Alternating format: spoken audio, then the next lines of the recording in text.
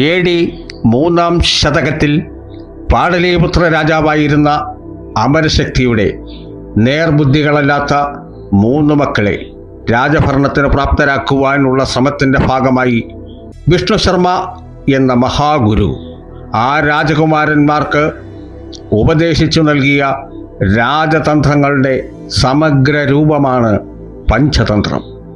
ലോകത്തിലെ 200-ലധികം ഭാഷകളിൽ പരിഭാഷപ്പെടുത്തിയിട്ടുള്ള ഭാരതത്തിൻ്റെ ഈ അമൂല്യ ഗ്രന്ഥത്തെ ഞങ്ങൾ സവിനയത്തോടെ അനുവാചകരിലേക്ക് എത്തിക്കുകയാണ്. പണ്ട് ഭാരതത്തിൻ്റെ തെക്ക് ഭാഗത്ത് ഒരു രാജ്യമുണ്ടായിരുന്നു. രാജ്യത്തിൻ്റെ പേരെന്താണെന്നോ? മഹിളരോപ്യം.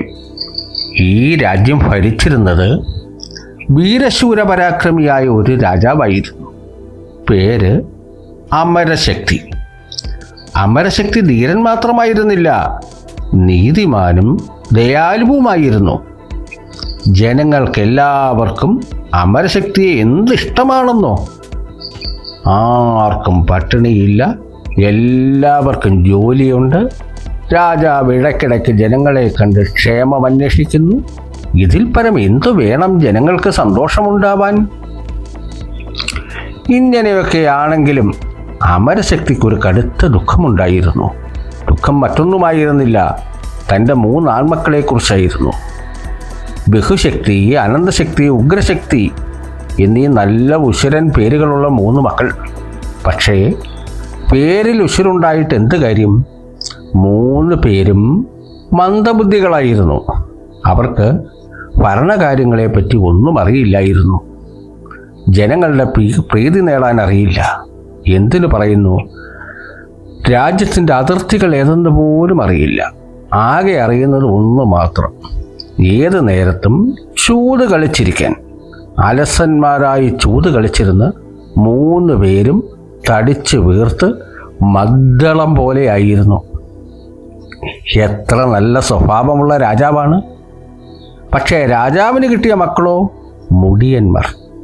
ജനങ്ങൾ പരസ്പരം ചെവിയിൽ പറഞ്ഞു, തൻ്റെ കാലശേഷം രാജ്യം ഭരിക്കേണ്ടവരാണ്. ഇവർ എങ്ങനെ ശത്രു രാജ്യങ്ങളിൽ നിന്ന് രാജ്യത്തെ രക്ഷിക്കും? എങ്ങനെ ജനങ്ങളുടെ പട്ടിണി മാറ്റും? അമരശക്തിക്ക് ആലോചിച്ചിട്ട് ഒരെത്തും പിടിയും കിട്ടിയില്ല.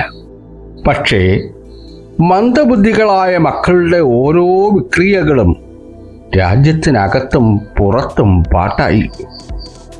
അമരശക്തിയുടെ മക്കളെ പോലെ മടിയന്മാരാകരുതെന്ന് അമ്മമാർ കുട്ടികളെ ഉപദേശിച്ചു. ഒരു ദിവസം ഒരു വൃദ്ധ ബ്രാഹ്മണൻ അമരശക്തിയുടെ കൊട്ടാരത്തിലെത്തി. അദ്ദേഹത്തിൻ്റെ പേര് വിഷ്ണുശർമ്മ എന്നായിരുന്നു. കാര്യങ്ങളെല്ലാം അറിഞ്ഞിട്ടാണ് അയാളുടെ വരവ്. അമരശക്തി വൃദ്ധബ്രാഹ്മണനെ യഥാവിധം സ്വീകരിച്ചിരുത്തി. പ്രഭോ, വിഷ്ണുശർമ്മ എന്നാണ് എൻ്റെ പേര്. ദൂരെ ഉത്തരദേശത്ത് ഒരു ഗുരുകുലം നടത്തിയിരുന്നു. ഇപ്പോൾ ഇങ്ങനെ സഞ്ചാരിയായി നടക്കുന്നു. അമരശക്തി എല്ലാം മൂളിക്കേട്ടു. ഇവിടെ എത്തിയപ്പോഴാണ് ഞാൻ അങ്ങയുടെ മക്കളെപ്പറ്റി കേൾക്കാനിടയായത്. താങ്കൾക്ക് എത്ര പേരുണ്ടായാലും വിദ്യാഭ്യാസം നേടാത്ത മക്കൾ അത് കളഞ്ഞു കുളിക്കും. അവരെ ജനങ്ങൾ ബഹുമാനിക്കുകയില്ല. അങ്ങയുടെ ദുഃഖത്തിൻ്റെ കാരണവും അതുതന്നെ. അമരശക്തിക്ക് വാക്ക് കേൾക്കാൻ വല്ലാത്ത ധൃതിയായി. മഹാരാജാവേ, അങ്ങ് അനുവദിക്കുകയാണെങ്കിൽ താങ്കളുടെ ദുഃഖം ഞാൻ മാറ്റാം. 1 കൊല്ലം കൊണ്ട് ഞാൻ അവരെ ഉത്തമന്മാരും ബുദ്ധിമാന്മാരും ആക്കിത്തരാം. രാജ്യം ഭരിക്കാൻ പ്രാപ്തരാക്കിത്തരാം.